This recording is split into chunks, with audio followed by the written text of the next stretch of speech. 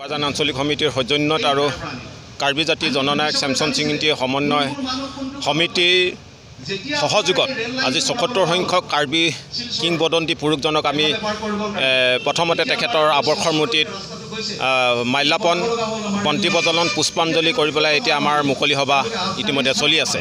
আমি আজি এই বিশেষ দিনটোত কাৰ্বি আংলঙৰ তথা অসমৰ ৩জন ব্যক্তিক আমি সম্বৰ্ধনা জনাব বিচাৰিছোঁ। কাৰ্বি আংলঙৰ চিকাৰী টিছু তেখেতে আমেৰিকা এৱাৰ্ড পাইছিলে। তাৰপিছতে আমি বিপুল হাজৰিকা এজন ধৰ্মপ্ৰায়ণ যোৰহাট আৰু অসমৰ সকলোৱে জানে যে বিহুৰ সম্ৰাটৰ লগতে টোকাৰী গীতৰ যি সম্ৰাট এসময়ত তেখেতে অসমৰ বিহু লৈ পেলাই গোটেই অসম জুৰি বিশ্বটো তেওঁ খুলকনি তুলিছিলে। তেখেত হৈছে বিপুল চেতিয়া ফুকনদেৱ। তেখেতকো আমি সম্বৰ্ধনা জনাম। তেখেত আহি আছে।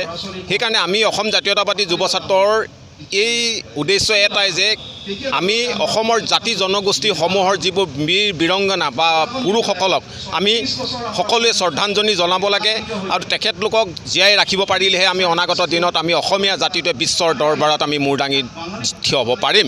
সেইকাৰণে আমি অসম জাতীয়তাবাদী যুৱ ছাত্ৰ পৰিষদে সদায় বিশ্বাস কৰোঁ যে অসমৰ যিসকল জাতি জনগোষ্ঠীৰ বীৰংগনা আছে সেই জাতি জনগোষ্ঠীৰ বীৰংগনাসকলক আমি শ্ৰদ্ধাঞ্জলি বা তেওঁলোকক স্মৰণ কৰাটো আমাৰ সকলোৰে কৰ্তব্য। প্ৰতি আমাৰ যুৱ ছাত্ৰ পৰিষদৰ এইটোৱে আহ্বান যে আমি মৃত্যু বা জন্ম দিৱস দিনাখনেই তেখেতক স্মৰণ কৰাটোৱে আমাৰ কৰ্তব্য নহয় বুলি আমি কওঁ। যে নতুন যুৱ প্ৰজন্ম আমি ওলাই আহিবলৈ কওঁ যে চেমছন সিং ইণ্টিৰ যি আদৰ্শ বা তেখেতে যিখিনি দি থৈ গৈছিল, খুব কম সময় বয়সতে তেখেতে এই সমাজৰ পৰা বা এই পৃথিৱীৰ পৰা আঁতৰি যাবলগীয়া আছিল। খুব মোটামুটি তেখেতে ৩৮ বছৰহে আমাৰ মাজত জীয়াই আছিল।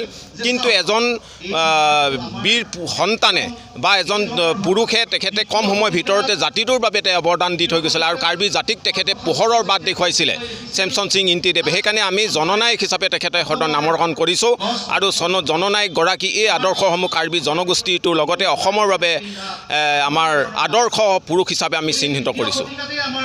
আনন্দৰ বিষয় বিশেষকৈ এইটোত মানে যুৱ ছাত্ৰ পৰিষদক বোকাজানৰ তেওঁলোকক মানে ধন্যবাদ দিবই লাগিব।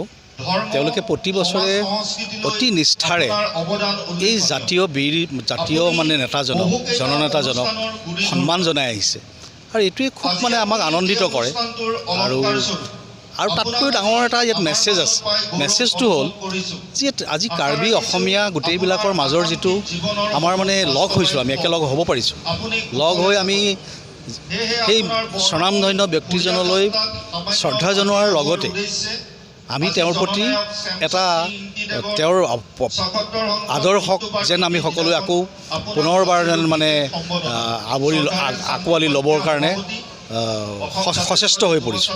আৰু এইখিনি ক্ষেত্ৰত মানে যুৱ ছাত্ৰ পৰিষদৰ ভূমিকা অতি মানে পজিটিভ, ভেৰি পজিটিভ, খুব সদৰ্থক বুলি যিটো কোৱা হয়, ভেৰি পজিটিভ। গতিকে আমি এইটো খুব ভাল পাইছোঁ।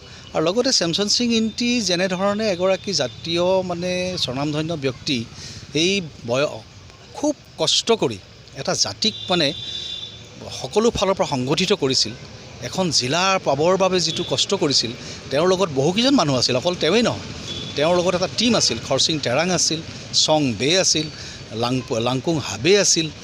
গতিকে এনেধৰণৰ আৰু প্ৰমুখ্যে মণিৰাম লাংনে আছিলে।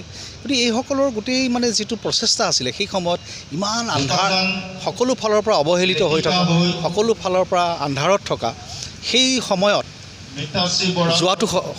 এইটো শতিকাৰ আৰম্ভণিতে। গতিকে এই যিটো পদক্ষেপ আছিলে সেইটোৰ প্ৰতি মই খুব শ্ৰদ্ধা জনাইছোঁ। আৰু মই আজি মুখ্য মানে নিৰ্দিষ্ট বক্তা হিচাপে ইয়াতে মোক আমন্ত্ৰণ কৰা হৈছিল আৰু মই